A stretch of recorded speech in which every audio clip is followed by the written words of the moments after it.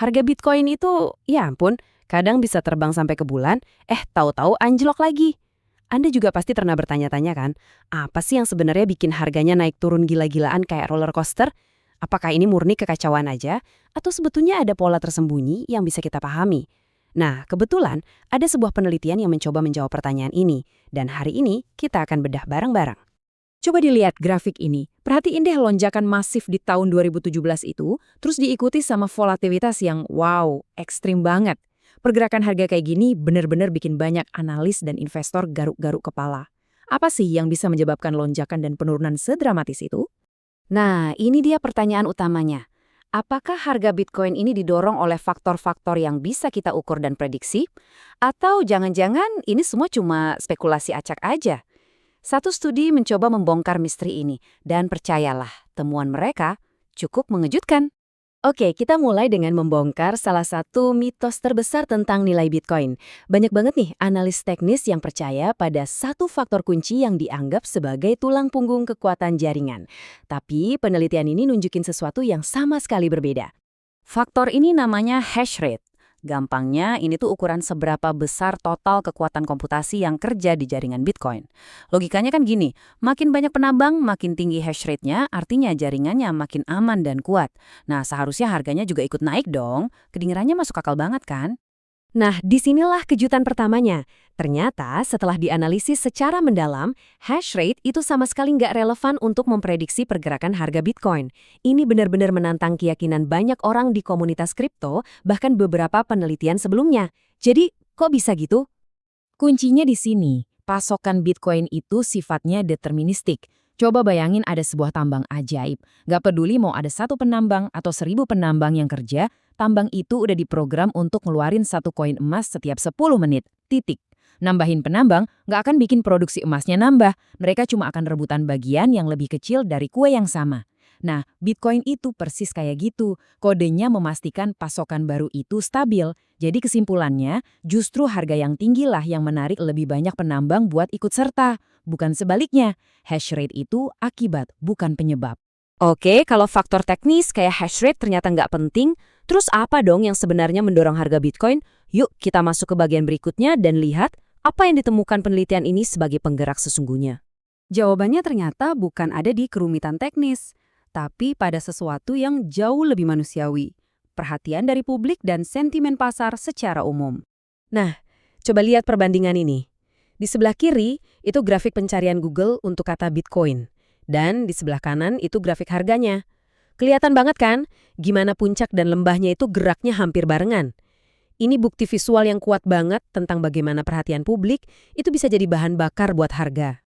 Jadi, mari kita bedah satu persatu ya. Pertama, pencarian Google. Ini indikator yang bagus banget buat lihat minat investor retail. Makin banyak orang yang penasaran dan nyari info soal Bitcoin, makin banyak pembeli baru yang potensial masuk ke pasar. Ini ya jelas mendorong permintaan dan harga. Kedua, kinerja S&P 500. Ini tuh kayak cerminan suasana hati pasar keuangan secara keseluruhan. Waktu investor lagi optimis soal saham, mereka cenderung lebih berani ambil risiko, termasuk di aset spekulatif kayak Bitcoin. Kutipan dari penelitian ini nyimpulinnya pas banget. Ada semacam efek domino sentimen. Suasana hati yang lagi bagus di Wall Street itu bisa nular dan bikin suasana hati di pasar kripto jadi ikutan bagus juga. Nah, semua temuan ini membawa kita ke pertanyaan yang lebih dalam tentang sifat pasar Bitcoin itu sendiri. Kalau harga nggak didorong oleh fundamental teknis, tapi sama perhatian dan sentimen, terus apa artinya ini buat kita sebagai investor? Ini dia petunjuk penting lainnya. Penelitian ini juga menemukan kalau kinerja harga di masa lalu itu punya dampak positif ke harga sekarang. Gampangnya, kalau harga naik minggu lalu, ada kecenderungannya harganya bakal naik lagi minggu ini. Ini adalah efek momentum klasik, sesuatu yang sebenarnya menantang teori ekonomi tradisional. Slide ini dengan jelas menggambarkan dua ide yang saling bertentangan. Di satu sisi, ada hipotesis pasar efisien yang bilang kalau harga itu mencerminkan semua informasi fundamental dan investor itu rasional. Di sisi lain, ada greater fool theory atau teori orang bodoh yang lebih besar. Di teori ini, fundamental itu nggak penting. Orang beli aset bukan karena nilainya, tapi karena mereka yakin bisa menjualnya dengan harga lebih tinggi lagi ke orang bodoh berikutnya. Jadi, poin krusialnya adalah data dari studi ini yang menunjukkan harga didorong oleh perhatian dan momentum mengarah pada kesimpulan kalau pasar Bitcoin setidaknya selama periode yang diteliti lebih cocok dengan teori spekulatif ini. Ini lebih tentang mencoba menebak pergerakan orang banyak daripada menganalisis nilai intrinsik aset itu sendiri. Tentunya para peneliti ini nggak asal nebak ya. Untuk bisa sampai pada kesimpulan ini, mereka pakai alat statistik canggih yang namanya model ARDL dan Garch. Sederhananya, ini adalah cara matematis yang kuat untuk membuktikan hubungan sebab akibat dalam data yang super fluktuatif kayak harga Bitcoin. Jadi, temuan mereka jauh lebih bisa diandalkan. Oke, kita udah ngebahas banyak banget. Sekarang, yuk kita rangkum semuanya ke dalam beberapa poin kunci yang bisa kita bawa pulang. Pertama, lupakan hash rate sebagai patokan harga. Pasokan Bitcoin itu sudah pasti dan nggak bisa diubah. Kedua, perhatikan perhatian publik. Ini adalah bensin utamanya. Ketiga, suasana hati pasar secara umum itu penting banget. Optimisme itu menular. Dan yang terpenting, keempat, sadari bahwa Anda sedang bermain di pasar yang didorong oleh spekulasi dan momentum, di mana psikologi seringkali menang telak atas fundamental. Ini membawa kita ke sebuah pemikiran akhir.